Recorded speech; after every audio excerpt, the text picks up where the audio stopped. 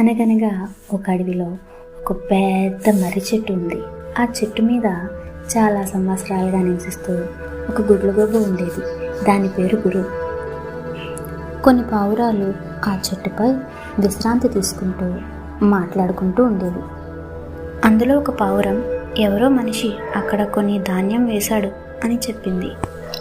అది విని జాగ్రత్త పిల్లలు వెళ్ళకండి, దాని దగ్గరికి వెళ్ళకండి అని చెప్పింది. గురు, నువ్వు చాలా ముసలివాడవి, మేం చాలా తెలివైన వాళ్ళం, మేం జాగ్రత్తగా ఉంటాం అని సమాధానం చెప్పింది. మరుసటి రోజు గింజలు తిని వలలోకి చిక్కుకుపోయాయి.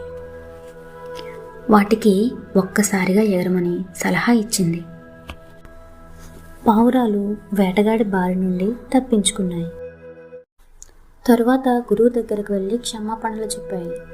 ఇకపై గురువు మాట వినాలని నిర్ణయించుకుంది.